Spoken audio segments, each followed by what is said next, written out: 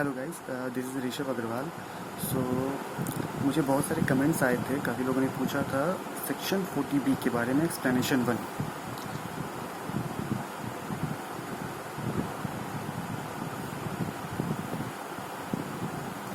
सो आज हम डिस्कस करेंगे 40B एक्सप्लेनेशन 1 के बारे में।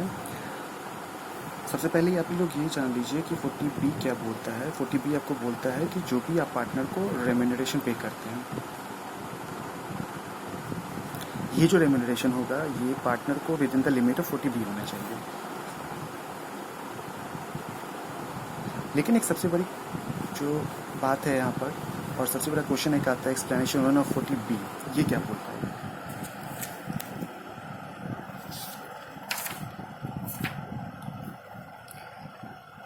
एक्सप्लेनेशन 1 ऑफ 40B 2 पॉइंट आते हैं। सबसे पहला पॉइंट कि अगर कोई एक पार्टनर है इंडिविजुअल कैपेसिटी में,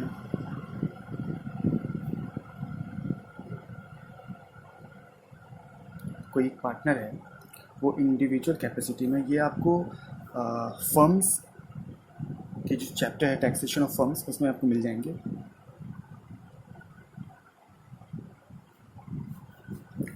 फोर्टी बी एक्सप्लेनेशन 1, 40B जो कि आपको पार्टनर के रेम्यूनरेशन के बारे में बोलता है, और जो भी रेम्यूनरेशन होगा with in the limit of 40B होगा। चलिए हम लोग बात करते हैं एक्सप्लेनेशन में 40B के बारे में। तो कोई भी पार्टनर अगर वो इंडिविजुअल कैपेसिटी में पार्टनर है एंड वो अगर इंटरेस्ट रिसीव कर रहा है इन रिप्रेजेंटेशन कैपेसिटी में,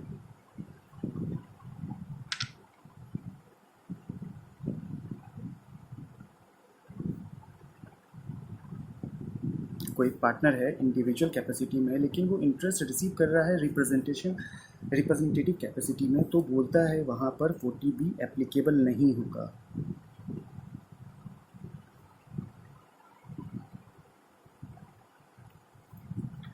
सेम उसी तरीके से अगर कोई एक पार्टनर है,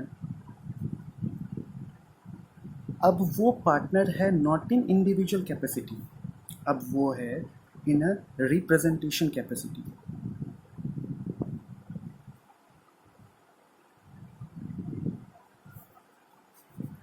और यहाँ पर जो उसको इंटरेस्ट मिल रहा है वो उसको इंडिविजुअल कैपेसिटी में मिल रहा है।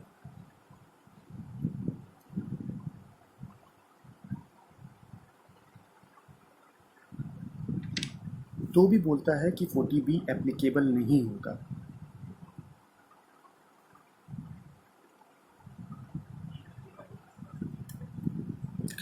अगर कोई पार्टनर है जो इंडिविजुअल कैपेसिटी में है लेकिन इंटरेस्ट रिसीव कर रहा है रिप्रेजेंटेशन कैपेसिटी में, तो बोलता है 40B एप्लीकेबल नहीं होगा।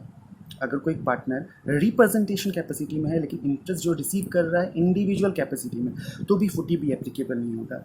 ये एक लॉजिक सी बात है। अगर कोई एक पार्टनर है, अगर वो इंडिविजुअल कैपेसिटी में पार्टनर है तो उसको रिप्रेजेंटेशन कैपेसिटी में किसी भी तरीके का इंटरेस्ट मिलता है तो वहाँ 40B एप्लीकेबल नहीं होता है। इसका रीज़न ये है, ये जो 40B है ये होता है अगर वो अपने खुद की कैपेसिटी में हो।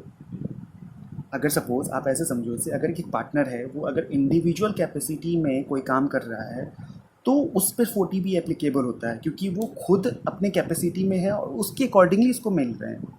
बट वही अगर किसी को रिप्रेजेंट कर रहा है, मतलब वो खुद की कैपेसिटी में काम नहीं कर रहा है, रिप्रेजेंट कर रहा है, तो उस केस में तो 40B नहीं लगना चाहिए। उसी तरीके से अगर एक पार्टनर है, अगर वो रिप्रेजेंटेशन कैपेसिटी में, मतलब वो किसी एक पर्टिकुलर कैपेसिटी में है लेकिन उसको इंटरेस्ट मिल रहा है इंडिविजुअल कैपेसिटी में, मतलब अदर देन रिप्रेजेंटेशन कैपेसिटी, वो उसका खुद का काम है, उसका खुद का लेबर है, उसका खुद का कुछ वर्क है, उसके अकॉर्डिंगली उसको मिल रहा है इंटरेस्ट, तब वह 40B नहीं लगेगा। क्योंकि आप खुद सोचो, अगर कोई पार्टनर है वो इंडिविजुअल कैपेसिटी में काम कर रहा है तो मतलब वो किसी कैपेसिटी में काम कर रहा है, एज अ पार्टनर काम कर रहा है, लेकिन अगर वो रिप्रेजेंटेशन कैपेसिटी में काम कर रहा है मतलब वो किसी को रिप्रेजेंट कर रहा है, मतलब खुद के हिसाब से काम नहीं कर रहा है। उसी तरीके से इंडिविजुअल है, मतलब पार्टनर रिप्रेजेंटेशन कैपेसिटी में नहीं है, खुद के हिसाब से काम कर रहा है, तब वहाँ पर उसको 40B एप्लीकेबल नहीं होगा।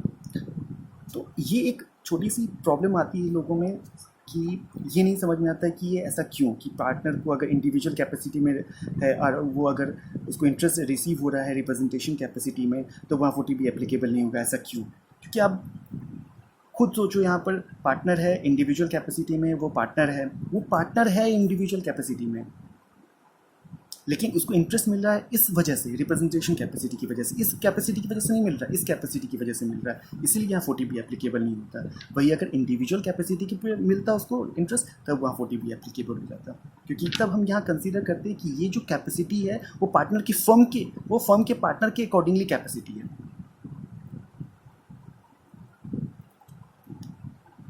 आई होप आप लोगों को ये समझ में आ रहा होगा।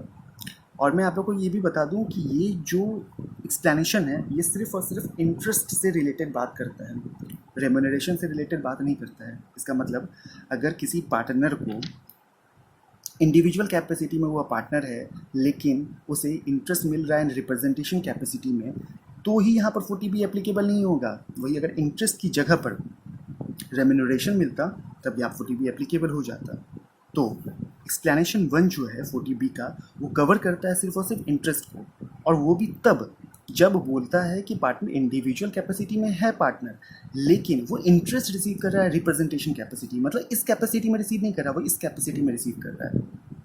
जो किसी का डमी लेकर आया है उस कैपेसिटी में वो रिसीव कर रहा है, तब वहाँ 40B एप्लीकेबल नहीं होगा, क्योंकि वो एज अ पार्टनर वहाँ पर वो इंटरेस्ट रिसीव नहीं कर रहा है। तो ये छोटी सी इशू थी, लोगों में कन्फ्यूज़न थी कि ये ऐसा क्यों हो रहा है।